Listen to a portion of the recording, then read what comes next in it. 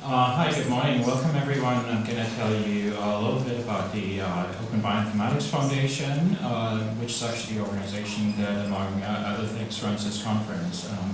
I'm Hilmar Lapp. I have been serving as the president of the OBF since 2012, pretty much. So, as I'm going to tell you in just a little bit, about halfway into my term. So just briefly, if you happen to have never heard about the OBF, which I hope is not the case, it's the umbrella organization for all the BioStar projects and a few others actually as well, such as NBOS, which probably many of you are familiar with and use. It's nonprofit. It is entirely run by volunteers. Everybody who serves in some capacity or another is a volunteer.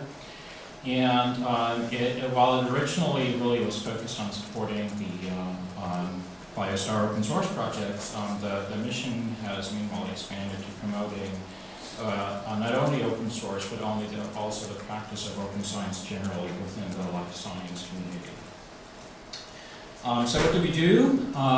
As I said already in the beginning, we're the organization that runs and sponsors this conference.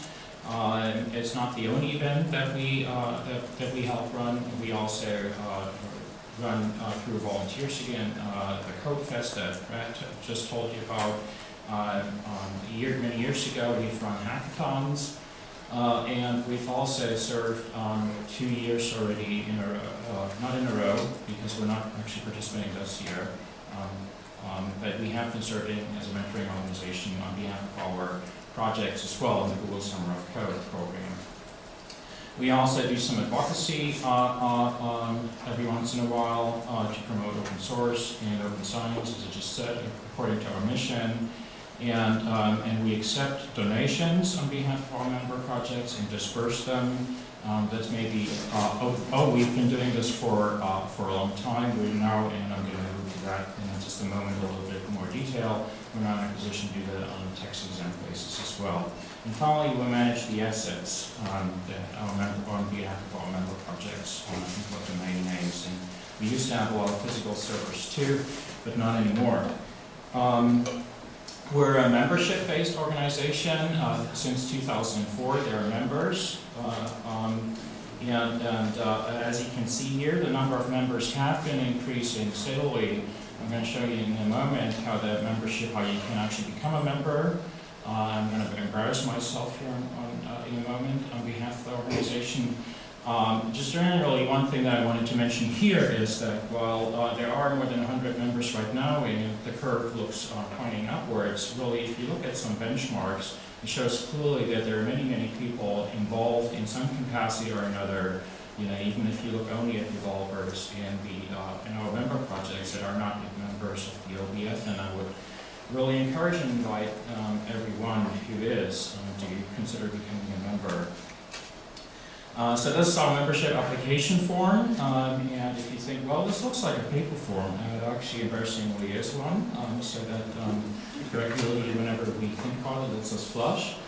However, we have been thinking on and off about a better solution that's fully online, and just because really our membership criteria are not very high. Essentially, everybody who's here qualifies enough in terms of having shown an alignment with our culture and our interests and our objectives. Again, we're a volunteer-run organization. We don't have paid developers. If you know how to write, or if you know of an online membership management application that you can roll out for our organization, please step forward and let us know. We appreciate help. OBF is governed by a board of directors. There are currently 6 directors on the board. Myself, Peter, who's been speaking yesterday, Nomi, who you've seen here various times, and this is the chair of the BOSS conference, actually. Chris, who I don't know how many of you remember still, he's not been able to come anymore, but he's one of the founding members of BioTeam that some people here may have been dealing with. Then there's Jason, who is now an assistant professor at the University of Riverside. He's one of the BioPearl founders. and Chris Fields, who's been very active in Barclay as well. Again, we're looking for people to step up and serve in a volunteer capacity. On the board as well, we're looking to expand it in order to have more shoulders for distributing the various tasks that the board carries out. As I alluded to in the beginning briefly, I'm about now halfway into my term, which by default is a 3-year term. And this is just a brief list sort of what my overall objectives are to accomplish or further while I'm in this role. And so for one, I want to make sure that the organization establishes or updates its mission and services in a way that they actually matter to our community. This has changed. The provisions that you can get from third parties have greatly changed. Our focus in the early years has been on managing hardware. Nobody needs hardware anymore these days to run an open source project, right? And so, we're kind of trying to find or to reinvent ourselves in some ways, if you will. The other things are trying to establish processes among the board and among the membership and among the overall organization that are effective and transparent, and putting ourselves in a position that really minimizes any administrative overhead, because nobody of us is really good at that. We're not accountants, we're not record keepers very well. That's not what we're trained in. By and large, we're developers or scientists like you. Also, trying to put us into a position that we can accept tax-exempt donations, and as I'll show you in a moment, we've achieved that now. And finally, to increase our support for community, for initiatives that come out of the community. So just one example in the realm of services and mission that matters. We have a relationship with the Travis Continuous Integration Platform. We pay them a very modest amount of money that allows some of our member projects. Meanwhile, some originally was actually by Ruby, but now there are several that utilize the platform with good success. Among them by Python, by Perl already. In the realm of minimizing administrative overhead as much as possible, as well as moving ourselves in a position that we can accept tax-exempt donations. Much of the work really in 2012 was devoted to us becoming an SPI associated project. The SPI is the software in the public interest, with this, which is a fiscal sponsorship organization, which is a construct in the US where sort of an umbrella-like organization can act on behalf of its associated entities or projects to collect and disperse and earmark tax-exempt donations, and also fulfill other roles that are typically needed by nonprofits, so that they become more scalable and easier to obtain. And so what this also includes, I think this, says, so this is a list of the SPI, of the service that SPI, software in the public interest, actually provides for us. So I've just told you about the first one, but that's not the only one. It also can and will hold our assets, among them our domain names, etc. So we don't have to manage and worry about them anymore, and worry about things, who owns them, if the board ever ceases to exist or anything like that. So that gives all of our assets a great deal of permanency as well. Notably here also, SPI provides the service of signing contracts, also for underwriting contracts, for underwriting conference events. They have the necessary liability insurance and so on and so forth that you actually need.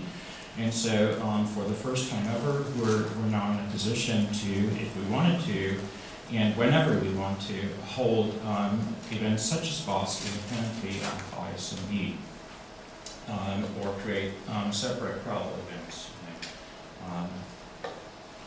And what exactly we want to do with that possibility or opportunity remains to be discussed. Just wanted to make you aware that we're no longer sort of tied to associated with ISMB, because otherwise we can't get a contract in place. So as I mentioned a moment ago, we can now accept tax-exempt donations. This is straight from the front page of the Open Bio homepage.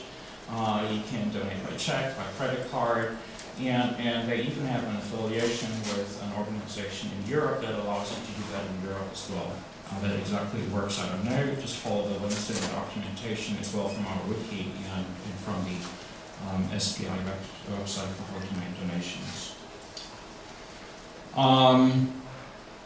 In the realm of processes, one thing that I would like to point out with the changes in the bylaws that we had to enact last year in order to be able to become an SPI associated project, we also established a repository on GitHub through which we are now managing all of our official documents. And so this is now the development and amendment of our policies is collaborative and fully transparent. You can look for changes through commits and so on and so forth. All of the good things you know about GitHub apply here as well.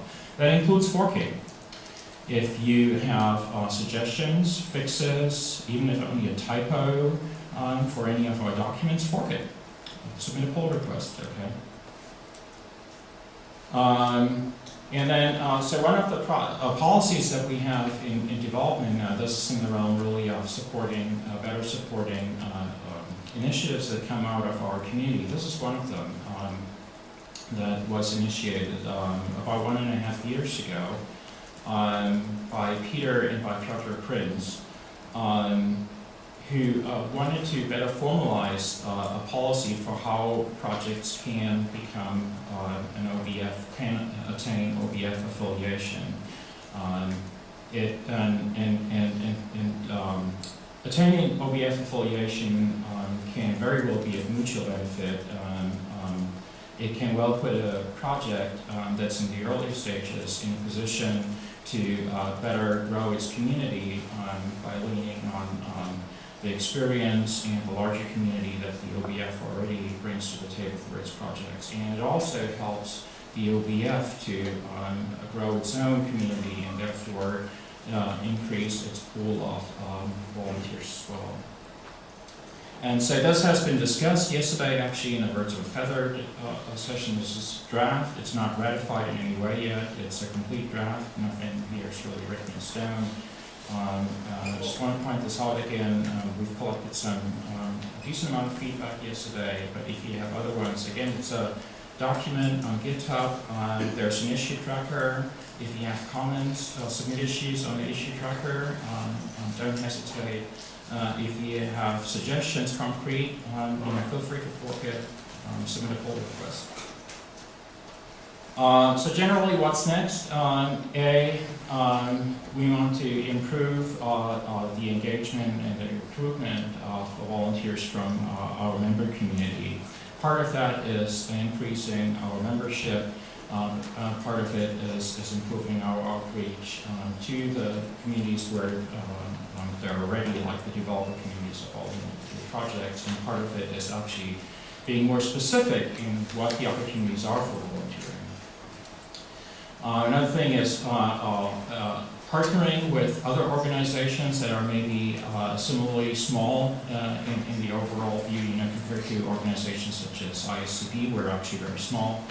But there are other organizations that are in general very well aligned with our culture as well as with our objectives. And one example is the Genomic Standards Consortium.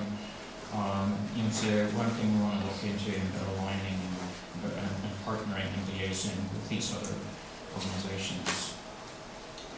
And finally, also, we do have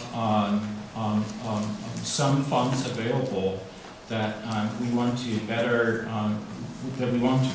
put to better use than just sitting in the bank and essentially doing nothing other than collecting dust. And so we are wondering about what would be good opportunities to, on a relatively modest basis, because we don't have an income stream here that we can rely on, but still on how can we start investing these funds on a relatively modest basis to really create impact for our member communities, for our member projects. Part of that that you might want to consider is CodeFest, or hackathons. Full-out hackathons sponsoring in full way exceeds our funding capacity. Is way over our funding capacity, but assisting CodeFests with a more modest amount is definitely within the realm of possibilities. Should we have more CodeFests, more regional ones, and so on and so forth, and all questions or suggestions are eligible here. Okay. And with that, I think I want to close. If you still don't know where our website is, here it is. We also have a news feed on Twitter, and I already pointed you to the GitHub repository for our documents. There's a news blog as well, and yeah, please come forward and join us as a member. And if you're not willing to do this with this paper form, maybe help us create an online. All right, thank you.